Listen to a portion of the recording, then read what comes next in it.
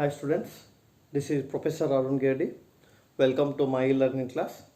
In the previous class, I have discussed about the features and objectives of accounting principle. In today's class, we'll discuss the next part of that particular chapter, accounting principles.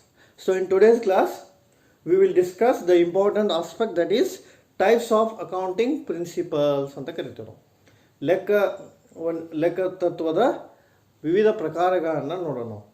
So types of accounting principle ಅನ್ನು ಎರಡು ಮುಖ್ಯವಾಗಿ ಬರ್ತಾವೆ ಇಲ್ಲಿ. Types of accounting principle, ಒಂದು basic accounting principle ಅಂತ ಕರಿತೀವಿ, ಮೂಲ ಲೆಕ್ಕ ತತ್ವಗಳು.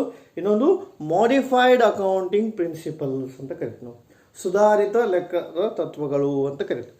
ಒಂದು basic accounting principle and the second one is modifying accounting principle. First will discuss about the basic accounting principle, ಮೂಲ ತತ್ವಗಳ ಬಗ್ಗೆ ನೋಡೋಣ.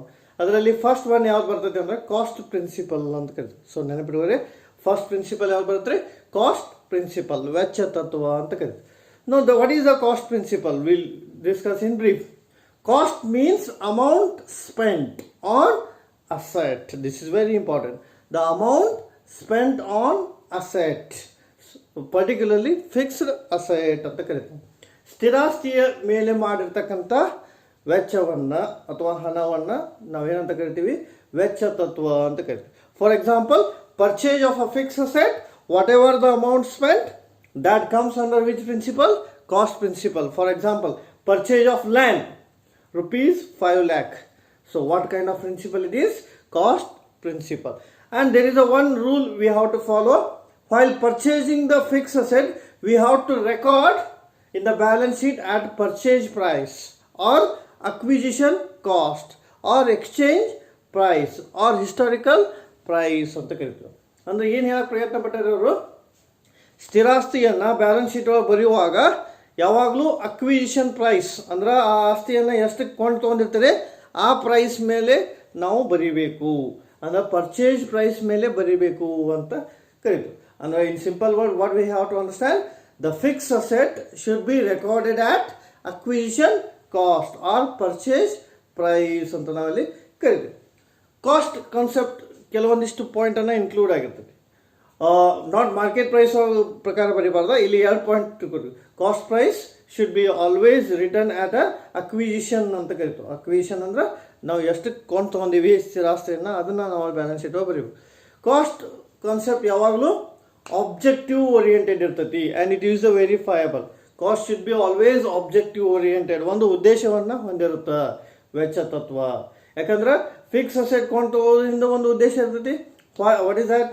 Because fix asset has a certain object. Another one is a going concern ಅಂತಲೂ ಕರಿತೀವಿ. Fix ಅಸೆಟನ್ನು ತೆಗೆದುಕೊಳ್ಳೋ ಉದ್ದೇಶ ಏನು ಅಂದರೆ ಬಹಳಷ್ಟು ವರ್ಷಗಳ ಕಾಲ ನಮ್ಮ ಫರ್ಮ್ಗೆ ಉಪಯೋಗ ಆಗಲಿ ಅನ್ನೋ ಉದ್ದೇಶದಿಂದ ನಾವೇನು ಮಾಡ್ತೀವಿ? ಸ್ಥಿರಾಸ್ತಿಯನ್ನು ತೊಗೊಂಡಿರ್ತೀವಿ ಅಂತ ನಾವಲ್ಲಿ ಹೇಳ್ಬೋದು. ಆಮೇಲೆ very important, market price is always fluctuating. That's why we have to consider on purchase price. ಮಾರುಕಟ್ಟೆ ಬೆಲೆ ಯಾವಾಗಲೂ ಏನಾಗ್ತಾ ಇರುತ್ತೆ? ಬದಲಾವಣೆ ಆಗ್ತಾ ಇರುತ್ತೆ. ಹಾಗಾಗಿ ನಾವು ಫಿಕ್ಸ್ ಅಸೆಟನ್ನು ಯಾವ ಪ್ರೈಸ್ ಮೇಲೆ ತೊಗೋಬೇಕ್ರಿ? ಅಕ್ವಿಜಿಷನ್ ಪ್ರೈಸ್, ಪರ್ಚೇಸ್ ಪ್ರೈಸ್ ಅಂತ. ಆಮೇಲೆ ಇಲ್ಲಿ ಫಿಕ್ಸ್ ಅಸೆಟ್ ಯಾವಾಗಲೂ for the use purpose, for the usage ಆಗ್ತಿರುತ್ತೆ, not for the sale. Because we have to understand, fix asset we are going to acquire with the intention to use it, not with the intention to sale it. That's why always it has to be return on cost price ಅಂತ. So ಸ್ಥಿರಾಸ್ತಿಯನ್ನು ನಾವು ಉಪಯೋಗಿಸಕ್ಕೆ ತೊಗೊಂಡಿರ್ತೀವಿ, ಅದನ್ನು ಮಾಡಲಿಕ್ಕೆ ತೊಗೊಂಡಿರಂಗಿಲ್ಲ. ಹಾಗಾಗಿ fix ಅಸೆಟ್ನ ಯಾವಾಗಲೂ acquisition price ಮೇಲೆ ತೊಗೋದು. ಆಮೇಲೆ ಇದರ ಕೆಲವೊಂದಿಷ್ಟು ಅಡ್ವಾಂಟೇಜ್ನೂ ಅದಾವ ಕಾಸ್ಟ್ ಪ್ರಿನ್ಸಿಪಲ್ದು. ಏನಿರಬಹುದು? First one is, it is always a recorded transaction. We have to record the accounting transaction in terms of cost price. This is very important. So ಯಾವ ಪ್ರೈಸ್ ಪ್ರಕಾರ ರೆಕಾರ್ಡ್ ಮಾಡ್ಬೇಕ್ರಿ? ಹಂಗಾದ್ರೆ ಕಾಸ್ಟ್ ಪ್ರೈಸ್, ಪರ್ಚೇಸ್ ಪ್ರೈಸ್ ಮೇಲೆ record ಮಾಡಿ. ಆಮೇಲೆ we can easily verify the assets. ಅಸೆಟನ್ನು ನಾವು ಮೌಲ್ಯೀಕರಣ ಮಾಡ್ಬೋದು, ಎಷ್ಟಕ್ಕೆ ಪರ್ಚೇಸ್ ಮಾಡಿವಿ ಅಂತ. ಸೊ ಅದು ಒಂದು ಅಡ್ವಾಂಟೇಜ್. ಆಮೇಲೆ here there is no personal differentiation. Here any differentiation is not possible. Differentiation ಮಾಡಲಿಕ್ಕೆ ಸಾಧ್ಯ ಆಗಂಗಿಲ್ಲ.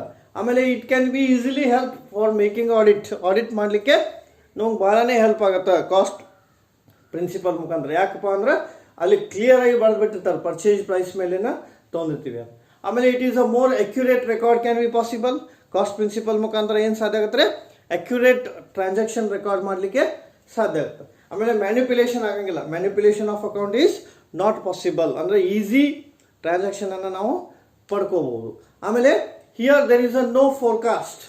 ಫೋರ್ಕಾಸ್ಟ್ ಅಂದರೆ ಏನು, ಮುನ್ನಂದಾಜು ಮಾಡೋ ಅವಶ್ಯಕತೆ ಬರಂಗಿಲ್ಲ. What may be the price in future, because the purchase price should be easily understandable. ಆಮೇಲೆ we can easily apply what kind of principle it is ಅಂತ. ಸೊ ಹಂಗಾಗಿ ಇದು advantage of cost principle. Sometimes ಇದು disadvantage ಕೂಡ ಆಗ್ಬೋದು. ಯಾವ ರೀತಿ ಅಂದರೆ we can it is not suitable for proper plan. Why? Because planning for future is not possible. ಹಾಗಾಗಿ ಈಗ ನೀವು ಭಾಳಷ್ಟು ವರ್ಷ ಉಪಯೋಗ ಆಗಲಿ ಅಂತ ಅಸೆಟ್ ತೊಗೊಂಡಿರ್ತೀರಿ, but future is uncertain. So ಹಂಗಾಗಿ ಇದು ಕೂಡ ಸಮ್ಟೈಮ್ಸ್ ಫೇಲ್ ಆಗೋ ಸಾಧ್ಯತೆ ಇರುತ್ತೆ, because it is good for present but not for future ಅಂತ. ಆಮೇಲೆ ಅಕ್ಯುರೇಟ್ ರಿಸಲ್ಟನ್ನು ಯಾವಾಗಲೂ ಅನಲೈಸಿಸ್ ಮಾಡೋಕ್ಕೆ ಸಾಧ್ಯ ಇಲ್ಲ. Accurate result cannot be easily identifiable or evaluated ಅಂತ ಕರಿತೀವಿ ನಾವು. ಸೊ ಹಂಗಾಗಿ ಇದು ಕೂಡ ಫೇಲ್ ಆಗೋ ಸಾಧ್ಯತೆ ಇರುತ್ತೆ. So this is all about the cost principle. Cost principle ಬಗ್ಗೆ ಆಯಿತು. ನೆಕ್ಸ್ಟ್ ಬರೋದು ಡ್ಯುಯಲ್ ಆಸ್ಪೆಕ್ಟ್ ಪ್ರಿನ್ಸಿಪಲ್ ಅಂತ ಕರಿತೀವಿ, ದ್ವಿನಮೂದ ತತ್ವ. Here every accounting has a two fold aspects. Dual aspect, double accounting system ಅಂತ ಕರಿತೀವಿ. ಪ್ರತಿಯೊಂದು ಅಕೌಂಟಿಂಗ್ಗೆ ಎರಡು ಮುಖಗಳಿರ್ತವೆ, ಅದಕ್ಕೆ ನಾವು ಡ್ಯುಯಲ್ ಆಸ್ಪೆಕ್ಟ್ ಅಂತ ಕರಿತೀವಿ. What is that dual aspect? One is a receiving the benefit, another one is giving the benefit. This is very important one. Receiving the benefit is a debit, giving the benefit it is a credit. So it has a two-fold aspect. One fold is receiving, another fold is giving. ಅಂದರೆ ಒಂದು receiving ಹಂತದಲ್ಲಿದ್ದರೆ ಇನ್ನೊಂದು giving ಹಂತದಲ್ಲಿ ಇರುತ್ತೆ. ಅದಕ್ಕೆ ನಾವು ಏನಂತ ಕರಿತೀವಿ, dual aspect ಅಂತ. ಪ್ರತಿಯೊಂದು ಅಕೌಂಟಿಂಗ್ ಟ್ರಾನ್ಸಾಕ್ಷನ್ಗೆ ಎರಡು ಮುಖಗಳಿರ್ತವೆ. ಅಂದರೆ ಏನು ಹೇಳಕ್ಕೆ ಪ್ರಯತ್ನ ಪಟ್ಟಾರೆ ಅವರು, if you write the asset, the similarly liability should be there. That is called as the two effect. For example, I will tell with the example. For example, if under two effect ಇರ್ತೈತಿ ಅಂತ ಹೇಳಕ್ಕೆ ಪ್ರಯತ್ನ ಪಟ್ಟಾರ, ಅದನ್ನು ತಿಳ್ಕೊಬೇಕು ನಾವು. It has two effect. That word is important. If for example increase in one asset leads to decrease in another asset ಅಂತ ಒಂದು example. Increase in one asset leads to decrease in another asset. How can it possible? Both are asset. Take for example, if you purchase the building in terms of cash. If you purchase the building in terms of cash, building is also asset, cash is also asset. See the word, building is also asset, cash is also asset. If you purchase the building in terms of cash means increase in asset of building but decrease in asset of cash. ಯಾಕಂದ್ರೆ cash ಕೊಟ್ಟು building ತೊಗೊಂಡಿರಿ ಅಂದ್ರೆ cash ಕಡಿಮೆ ಆಗುತ್ತೆ, building ಹೆಚ್ಚಾಗುತ್ತೆ. ಅಂದ್ರೆ ಒಂದು asset ಹೆಚ್ಚಾಯಿತು, ಇನ್ನೊಂದು ಅಸೆಟ್ ಏನಾಯಿತು, ಕಡಿಮೆ ಆಯಿತು. ನೋಡ್ರಿ ಇಲ್ಲಿ increase in building, decrease in cash. You can take for another example, increase in one liability and decrease in another liability. For example, if loan taken from bank and paid to creditor, loan taken from bank and paid to creditor. Bank ನಿಂದ ಸಾಲ ತಗೊಂಡು ಕ್ರೆಡಿಟರ್ಗೆ ಸಾಲ ವಾಪಸ್ ಕೊಟ್ಟಿವಿ ಅಂತ ಅಂದ್ರೆ ಕ್ರೆಡಿಟರ್ಗೆ ಕೊಟ್ಟಿರ್ತಕ್ಕಂಥ loan ಕಡಿಮೆ ಆಯಿತು ಲಯಬಿಲಿಟಿ, ಮತ್ತು ಬ್ಯಾಂಕ್ ಲೋನ್ ಏನಾಯಿತು, ಹೆಚ್ಚಾಯಿತು. Increase in liability of bank, decrease in liability of creditor, that is affect. ಆಮೇಲೆ decrease in one asset and decrease in liability, decrease in one asset and decrease in liability. ಈಗ for example cash paid to creditor ಅಂತ ಇತ್ತು, cash paid to creditor. Cash paid to ಅಂದರೆ decrease in asset, creditor liability that is also decrease. ಅಂದರೆ asset is also decrease and the liability is also decrease ಅಂತ ನಾವಲ್ಲಿ ಕರಿತೀವಿ. So ಇದು ಏನಂದರೆ particularly in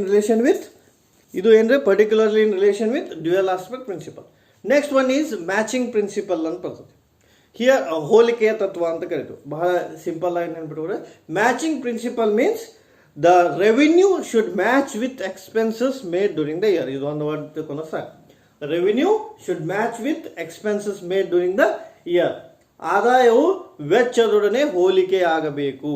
Whatever the revenue earned during the year, that revenue is compulsorily matched with expenses made during the year. For example, revenue earned during the year is 10,000 and expenses made during the year is 8,000. So that remaining balance is called as profit. Andra matching principle prakara one period ninda innond period ವರೆಗೂ ಆದಂಥ ರೆವಿನ್ಯೂವನ್ನು ಎದ್ರ ಜೊತೆ match ಮಾಡ್ತಾರೆ ಅವರು, expenses ಜೊತೆಗೆ.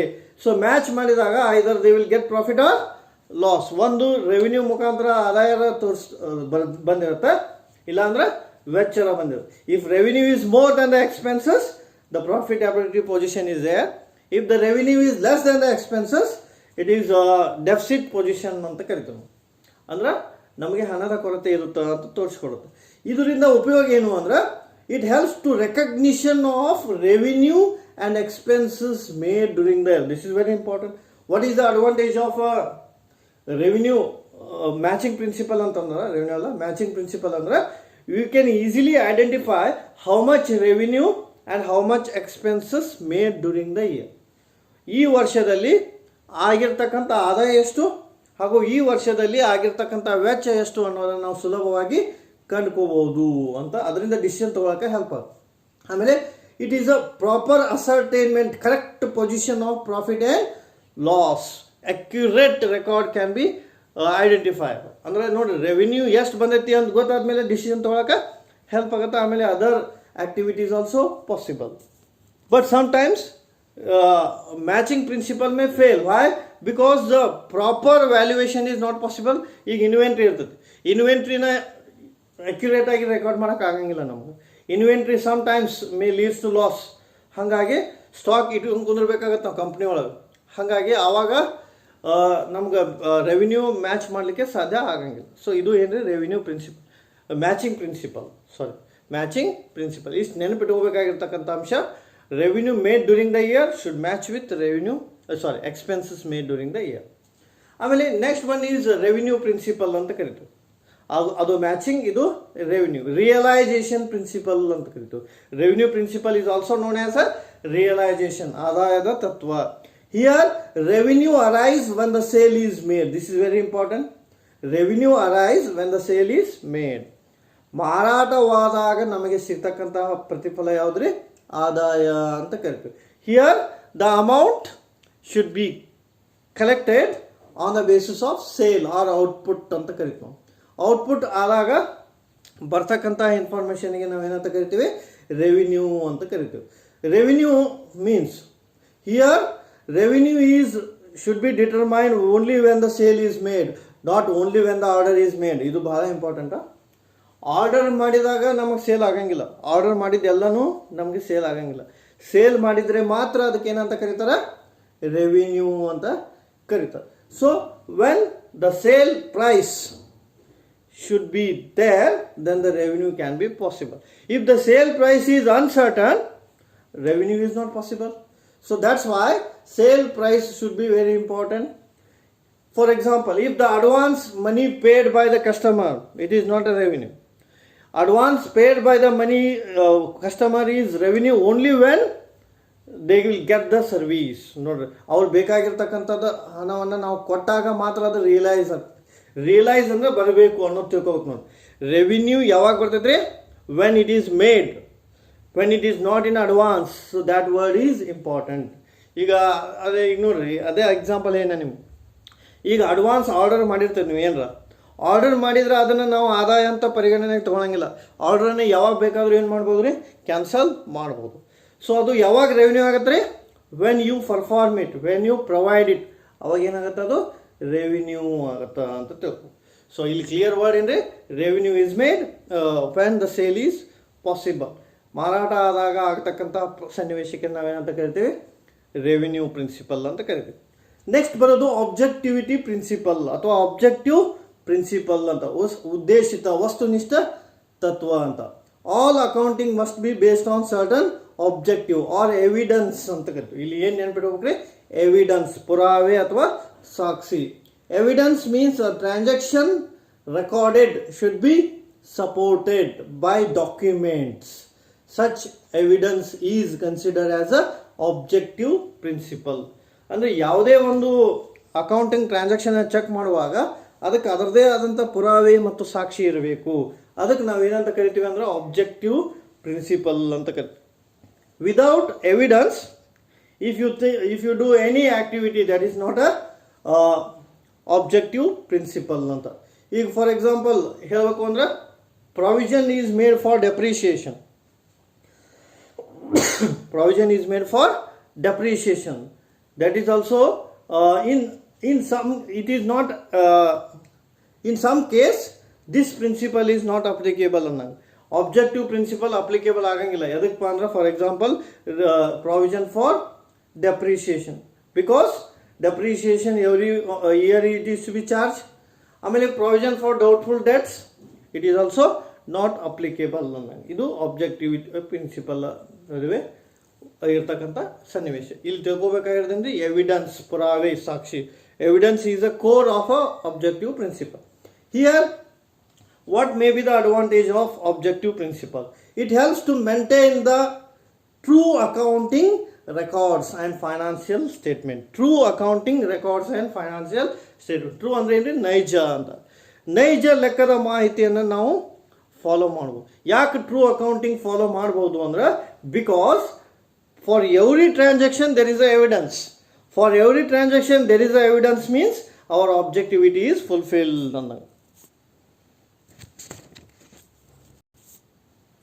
Our objectivity is fulfilled. Next one is, it reduces the scope of manipulation of accounts ಅಂತ ಕರಿತೀವಿ ನಾವು. ಸೊ ಮ್ಯಾನಿಪ್ಯುಲೇಷನ್ ಮಾಡಲಿಕ್ಕೆ ಸಾಧ್ಯ ಆಗಂಗಿಲ್ಲ. Yes, according to objectivity principle manipulation is not possible. Manipulation ಅಂದ್ರೆ ಏನ್ರಿ? ತಿದ್ದುಪಡಿ ಅಂತ. ಯಾಕೆ ನಾಟ್ ಪಾಸಿಬಲ್ ಅಂತ ಹೇಳ್ತೀವಿ ಅಂದ್ರೆ, because for every transaction there is a evidence. If you manipulate it can be easily identified and the personal bias is not possible. ವೈಯಕ್ತಿಕ ತಾರತಮ್ಯ ಇರಂಗಿಲ್ಲ. And it use help for auditing, proper auditing ಅಂತ ನಾವಲ್ಲಿ ಕರಿತೀವಿ. But sometimes ಆಬ್ಜೆಕ್ಟಿವಿಟಿನೂ fail ಆಗ್ತದೆ. ಯಾಕೆ fail ಆಗುತ್ತೆ ಅಂದ್ರೆ ಅದಕ್ಕೆ ಕಾರಣ ಹೇಳಿ. ಆಬ್ಜೆಕ್ಟಿವಿಟಿ ಪ್ರಿನ್ಸಿಪಲ್ ಏನು ಹೇಳ್ತೈತೆ? ಪ್ಯೂರ್ ಆಗಿ ಎವಿಡೆನ್ಸ್ ಇರಬೇಕು ಅಂತ ಹೇಳ್ತದೆ. But sometimes pure evidence is not given by the company. If you give pure evidence or pure accounting information, investor might take the negative decision. For example, if there is a loss, if you say it is a loss, no investor can invest the money. That is the biggest threat of the principle, objective principle. Hangage it is very impossible to present the true worth of the business ಅಂತ ಹೇಳ್ತೀವಿ ನಾವು. ಆಮೇಲೆ self generated asset cannot be evaluated properly. So sometimes it fails ಅಂತ ಹೇಳ್ಬೋದು. ಅದು objective principle. Next ಬರೋದು full disclosure principle ಅಂತ ಕರಿತೀವಿ. ಪೂರ್ಣ ಬಹಿರಂಗಗೊಳಿಸುವ ತತ್ವ ಅಂತ ಕರಿತೀವಿ. ಇದು ಕೂಡ ಬಹಳ ಮುಖ್ಯ. Full disclosure principle means each and every accounting information is disclose to the users of the accounting ಅಂತ ಕರಿತೀವಿ. Each and every accounting information ಅಂದ್ರೆ ಏನು? ಪ್ರತಿಯೊಂದು ಲೆಕ್ಕದ ಮಾಹಿತಿಯನ್ನು ಉಪಯೋಗಿಸುವ ವ್ಯಕ್ತಿಗಳಿಗೆ ನಾವು ಕೊಡಬೇಕು. ಪ್ರತಿಯೊಂದು ಲೆಕ್ಕ ಮಾಹಿತಿ ಅಂದ್ರೆ ಏನ್ರಿ? Whether it is a relevant, whether it is irrelevant, whether it is important, whether it is not important, but each and every accounting information should be disclosed to the owners of the company. Why it has to be disclosed? Because to take the decision, right decision ತಗೊಳಕ ನಾವು accounting information ಅನ್ನ ಕೊಡಬೇಕಾಗತ್ತ. ಇಲ್ಲಿ ಎರಡು word ನಾವು ಮುಖ್ಯವಾಗಿ ಲಕ್ಷ್ಯದಲ್ಲಿ ಇಟ್ಕೋಬೇಕು.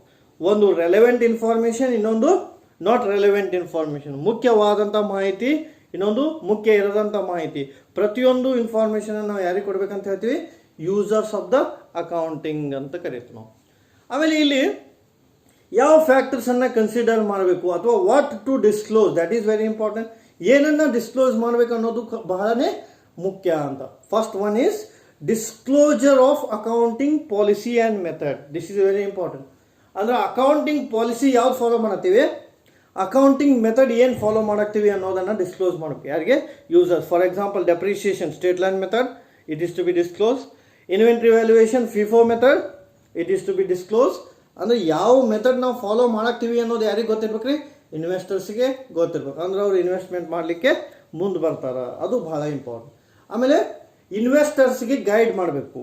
It is very easy to guide to the investors ಅಂತ. Then we have to control over assets and liability, ಅದನ್ನು ಕೂಡ ತೋರಿಸ್ಬೇಕು. And very important, contingent liability is also mention.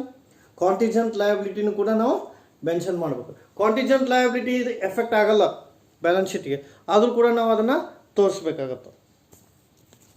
Then why the accounting information is disclose, ಅದು ಕೂಡ ಬಹಳ ಮುಖ್ಯ. Because to make the organisation very much transparent. ಆರ್ಗನೈಸೇಷನನ್ನು transparent ಆಗಿ ಇಟ್ಲಿಕ್ಕೆ ನಾವು ಇನ್ಫಾರ್ಮೇಷನನ್ನು ಡಿಸ್ಕ್ಲೋಸ್ ಮಾಡಿ. ಟ್ರಾನ್ಸ್ಪರೆಂಟ್ ಅಂದ್ರೆ ಏನೇ? ಪಾರದರ್ಶಕತೆ ಅಂತ. ವೈಯಕ್ತಿಕ ಯಾವುದೇ ರೀತಿಯಾದಂಥ ಭೇದ ಭಾವ ಇರಬಾರ್ದು. ಹಾಗಾಗಿ ನಾವು ಟ್ರಾನ್ಸ್ಪರೆನ್ಸಿನ ಮೇಂಟೈನ್ ಮಾಡಬೇಕು. ಟ್ರಾನ್ಸ್ಪರೆನ್ಸಿ ಇತ್ತಂದರೆ ಇನ್ವೆಸ್ಟರ್ಸ್ ನಾವು ನಮ್ಮಲ್ಲಿ ಇನ್ವೆಸ್ಟ್ಮೆಂಟ್ ಮಾಡ್ಬೋದು. ಆಮೇಲೆ ಟು ಮೀಟ್ ಲೀಗಲ್ ರಿಕ್ವೈರ್ಮೆಂಟನ್ನು ಫುಲ್ಫಿಲ್ ಮಾಡಲಿಕ್ಕೂ ಕೂಡ ನಾವು ಸಾಧ್ಯ ಆಗುತ್ತೆ because of accounting principle. Then it is very easily satisfy the external users ಅಂತ ಇರ್ತಾರೆ ಕಂಪ್ನಿಯವರು. ಎಕ್ಸ್ಟರ್ನಲ್ ಯೂಸರ್ಸ್ ಅಂದರೆ it may be government, public, stock exchange authority like that. ಅಂದರೆ ಇಂಟರ್ನಲ್ ಯೂಸರ್ಸ್ಗೆ ನಾವು ಸ್ಯಾಟಿಸ್ಫೈ ಮಾಡೋದು ಇಂಪಾರ್ಟೆಂಟ್ ಅಲ್ಲ ಎಂಪ್ಲಾಯಿಗೆ. External, because external peoples come outside, they are not making any bias over here.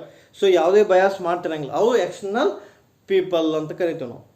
So ಇದು ಪರ್ಟಿಕ್ಯುಲರ್ಲಿ ಯಾವುದ್ರೆ full disclosure principle, ಪೂರ್ಣ ಬಹಿರಂಗಗೊಳಿಸುವ ತತ್ವ ಅಂತ ಕರೀತೀವಿ. ಇವೆಲ್ಲ ಏನ್ರಿ basic accounting principle. Next in brief modifying accounting principle ನೋಡೋಣ. ಅದರಲ್ಲಿ ಫಸ್ಟ್ ಕಾಸ್ಟ್ ಬೆನಿಫಿಟ್ ಪ್ರಿನ್ಸಿಪಲ್ ಅಂತ ಬರ್ತದೆ. ಇಲ್ಲಿ ನಾವು ಜಸ್ಟ್ ತಿಳ್ಕೋಬೇಕು, ವೆಚ್ಚ ಪ್ರತಿಫಲ ತತ್ವ ಅಂತ ಕರೀತಾರೆ, cost benefit principle. I will tell only gist of the point here. Okay, benefit should be always more than the cost. It indicate the cost benefit principle. ಇಲ್ಲಿ ವರ್ಡ್ ನೋಡ್ರಿ, cost should be less than the benefit, it is 1 point, or else benefit should be more than the cost. ಒಂದು ವೆಚ್ಚವು ಪ್ರತಿಫಲಕ್ಕಿಂತ ಕಡಿಮೆ ಆಗಿರಬೇಕು ಅಥವಾ ಪ್ರತಿಫಲವು ವೆಚ್ಚಕ್ಕಿಂತ ಜಾಸ್ತಿ ಆಗಿರಬೇಕು ಅಂತ ನಾವಲ್ಲಿ ಹೇಳ್ತೀವಿ. So what they try to say that if the accounting information is provided, that benefit should be always more than the cost. ಅಂದ್ರೆ accounting transaction benefit should be more than the accounting cost ಅಂತ ಕರಿತೇವೆ. ಈಗ ಹೆಂಗೆ ಹೇಳ್ಬೇಕು ಅಂದರೆ, ನಿಮ್ಗೆ ಬರ್ತಕ್ಕಂಥ ಲಾಭವು ಆ ಮಾಡಿರ್ತಕ್ಕಂಥ ವೆಚ್ಚಕ್ಕಿಂತ ಏನಾಗಿರ್ಬೇಕ್ರಿ, ಜಾಸ್ತಿ ಇರಬೇಕು. ಅದನ್ನು ಹೇಳೋಕ್ಕೆ ಪ್ರಯತ್ನ ಪಟ್ಟರು. So what is the advantage of cost benefit principle? The benefit should be always more than sometimes cost can be easily identified ಅಂತ ಹೇಳ್ಬೋದು. ಆಮೇಲೆ ನೆಕ್ಸ್ಟ್ ಮಟೀರಿಯಾಲಿಟಿ ಪ್ರಿನ್ಸಿಪಲ್ ಅಂತ ಬರ್ತದೆ. ಮಟೀರಿಯಾಲಿಟಿ ಅಂದ್ರೆ ವಸ್ತುನಿಷ್ಠ ತತ್ವ. Material means which is important, which is relevant, core. What is the word? Core. Core value ಬಗ್ಗೆ ಹೇಳೋದು ಯಾವುದು? Materiality principle. What is the core value, core importance of any accounting transaction. So material means which is very very important towards the transaction. ಆ ಟ್ರಾನ್ಸಾಕ್ಷನ್ನಲ್ಲಿ ಯಾವುದು ಅತಿ ಹೆಚ್ಚು ಮಹತ್ವವನ್ನು ಹೊಂದಿರುತ್ತೆ ಅದಕ್ಕೆ ನಾವೇನಂತ ಕರಿತೀವಿ? ಮಟೀರಿಯಾಲಿಟಿ ಪ್ರಿನ್ಸಿಪಲ್ ಅಂತ ಕರಿತೀವಿ. ಮಟೀರಿಯಾಲಿಟಿ ಪ್ರಿನ್ಸಿಪಲ್ನಿಂದ ಏನು ಉಪಯೋಗ ಆಗುತ್ತೆ? Easy judgement, easy decision can be possible ಅಂತ ಹೇಳ್ಬೋದು ನಾವು. ಆಮೇಲೆ ನೆಕ್ಸ್ಟ್ ಬರೋದು ಕನ್ಸಿಸ್ಟೆನ್ಸಿ ಪ್ರಿನ್ಸಿಪಲ್ ಅಂತ, ಸ್ಥಿರತೆಯ ತತ್ವ ಅಂತ ಕರಿತೀವಿ. So what it indicates in very brief, every business should maintain the consistent accounting principles and conventions towards their business to take the decision. So decision ತಗೊಳ್ಳುವಾಗ ಫರ್ಮ್ನಲ್ಲಿ ಯಾವಾಗಲೂ ಒಂದು ಅಕೌಂಟಿಂಗ್ ಪ್ರಿನ್ಸಿಪಲ್ ಯಾವಾಗಲೂ ಏನಿರಬೇಕು? ಸೇಮ್ ಇರಬೇಕು. It should not be change ಆಫನ್ಲಿ, regularly. Like if you apply the depreciation method for present today, it may not be change day by day, every day. It should not be change like that. So it should be consistency ಅದರಲ್ಲಿ ಇರಬೇಕು. Consistency ಒಳಗೆ 3 ಬರ್ತಾವೆ. ಒಂದು vertical consistency ಅಂತ ಕರಿತಾವೆ. Vertical consistency means maintenance within the inter related financial statement. Within ಅಂದ್ರೆ firm ಒಳಗಡೆನ ನಾವು ಅನಲೈಸಿಸ್ ಮಾಡಿದ್ದೀವಿ ಅಂದ್ರೆ ಅದಕ್ಕೆ ಏನಂತ ಕರೀತಾರೆ? ವರ್ಟಿಕಲ್ ಕನ್ಸಿಸ್ಟೆನ್ಸಿ ಅಂತ ಕರೀತಾರೆ. ಆಮೇಲೆ ಹಾರಿಜೆಂಟಲ್ ಕನ್ಸಿಸ್ಟೆನ್ಸಿ ಅಂದ್ರೆ ಏನ್ರಿ? It helps performance of one organisation with another organisation for next years. 1 ಇಯರ್ನಿಂದ ಇನ್ನೊಂದು ಇಯರ್ಗೆ ನಾವು ಅನಲೈಸಿಸ್ ಮಾಡಿದ್ದೀವಿ ಅಂದ್ರೆ ಅದು ಹಾರಿಜೆಂಟಲ್ ಅನಲೈಸಿಸ್ ಅಂತ ಕರಿತೀವಿ. 1 ಇಯರ್ನಿಂದ ಅನದರ್ ಇಯರ್, ಅದು ಇಂಪಾರ್ಟೆಂಟ್. ಆಮೇಲೆ ಥರ್ಡ್ ಡೈಮೆನ್ಷನಲ್ ಅಂದ್ರೆ from one particular organisation to another particular organisation. Then what is the advantage of a consistency principle ಅಂತ ಹೇಳ್ಬೇಕಂದ್ರೆ, this principle help to use for depreciation charge. Depreciation charge ಮಾಡಲಿಕ್ಕೆ help ಆಗುತ್ತೆ. ಆಮೇಲೆ depreciation ಮೇಲಿನ ಮೇಲೆ change ಮಾಡೋ ಅವಶ್ಯಕತೆ ಬಿಡೋಂಗಿಲ್ಲ. And it is very easy to help more comparability, compare ಮಾಡಲಿಕ್ಕೆ ಕೂಡ ಬಹಳನೇ ಹೆಲ್ಪ್ ಆಗುತ್ತೆ. ಆಮೇಲೆ accounting data should be qualitative one. Qualitative accounting data ಕೂಡ ಹೆಲ್ಪ್ ಮಾಡಲಿಕ್ಕೆ ಸಾಧ್ಯ ಐತೆ. ಆಮೇಲೆ ಮ್ಯಾನಿಪ್ಯುಲೇಷನ್ ಮಾಡೋದು ಬಹಳ ಕಡಿಮೆ ಆಗುತ್ತೆ. Both internal and external persons can be satisfied ಅಂತ. ಸಮ್ಟೈಮ್ಸ್ ಇದು ಫೇಲ್ನು ಕೂಡ ಆಗ್ಬೋದು. Why? Because it is against the full disclosure principle ಅಂತ. ಫುಲ್ ಡಿಸ್ಕ್ಲೋಜರ್ ಪ್ರಿನ್ಸಿಪಲ್ ವಿರುದ್ಧವಾಗಿರ್ತದೆ. ಯಾಕಂದ್ರೆ ಕನ್ಸಿಸ್ಟೆನ್ಸಿ ಅಂದ್ರೆ ಏನ್ರಿ? Same. You should give same information to everywhere, every time. If you give same, sometimes what happen, hidden information can be not possible. ಹಾಗಾಗಿ ಇದು against ಆಗ್ತದೆ. ಆಮೇಲೆ it encourage to create a secrecy maintain ಮಾಡಲಿಕ್ಕೆ ಇದು ಸಾಧ್ಯ ಆಗ್ಬೋದು. ಇದು ಒಂದು ಡಿಸ್ಅಡ್ವಾಂಟೇಜ್. ಆಮೇಲೆ true and fair information cannot be given. True information ಕೊಡಲಿಕ್ಕೆ ಸಾಧ್ಯನೇ ಆಗಂಗಿಲ್ಲ. Why? Every information is not disclose, only your consistent information is disclose ಅಂತ. ಆಮೇಲೆ ನೆಕ್ಸ್ಟ್ ಬರೋದು ಕನ್ಸರ್ವೇಟಿಸಮ್ ಪ್ರಿನ್ಸಿಪಲ್ ಅಂತ. ಇದು ಬಹಳನೇ ಮುಖ್ಯ. ಕನ್ಸರ್ವೇಟಿಸಮ್ ಸಂರಕ್ಷಣಾ ತತ್ವ ಅಂತ. So what it means future loss is taken, future gain is not taken. ಭವಿಷ್ಯದ ಹಾನಿಯನ್ನು ಪರಿಗಣನೆಗೆ ತೆಗೆದುಕೊಳ್ಳಬೇಕು, ಭವಿಷ್ಯದ ಲಾಭವನ್ನು ಬಿಟ್ಬಿಡಬೇಕು ಅಂತ. Why loss is taken? Because we want to reduce the loss. Why gain is not taken? Because profit is profit only. Only thing is we have to reduce the loss. That's why we have to understand future loss is taken, future income is not taken. That is called conservatism principle. For example, possible losses or amount goes is called as provision for doubtful debt, provision for taxation, amortization of intangible asset, provision for debtors. These are all considered as a conservatism ಅಂತ ನಾವಲ್ಲಿ. Next and last one is uniformity principle ಅಂತ ಬರುತ್ತೆ. So uniformity principle means the information given to the user of the financial information should be relevant, frequent, supplied continuously ಅಂತ ಕರಿತೀವಿ ನಾವು. And it should be same to all the users. So accounting information should be same to all the users. Why the uniformity should be necessary? Because the uniformity deals with proper decision. Uniformity ಮುಖಾಂತರ ನಮ್ಗೆ ಏನು ಸಾಧ್ಯ ಆಗುತ್ತೆ? Correct ಆದಂಥ ಡಿಸಿಷನನ್ನು ತೆಗೆದುಕೊಳ್ಳಿಕ್ಕೆ ಸಾಧ್ಯ ಆಗುತ್ತೆ. Proper decision and it is useful to many users ಅಂತ ನಾವಲ್ಲಿ ಕರಿತೀವಿ. Sometimes every organisation is different, so uniformity might be fail. Conflict ಆಗೋ ಸಾಧ್ಯತೆ ಕೂಡ ಇರುತ್ತೆ. ಸೊ ಯೂನಿಫಾರ್ಮಿಟಿಯಿಂದ ಉಪಯೋಗ ಏನು ಅಂದ್ರೆ ಪ್ರಾಪರ್ ಡಿಸಿಷನ್ ತಗೋಬೋದು, ಪ್ರಾಪರ್ ಅನಲೈಸಿಸ್ ಮಾಡ್ಬೋದು. But it is difficult to maintain the uniformity by all the people. So ಇದು ಏನ್ರಿ ಟೈಪ್ಸ್ ಆಫ್ ಅಕೌಂಟಿಂಗ್ ಪ್ರಿನ್ಸಿಪಲ್ ಬಗ್ಗೆ ಇರ್ತಕ್ಕಂಥ video. Okay, remaining will see next class.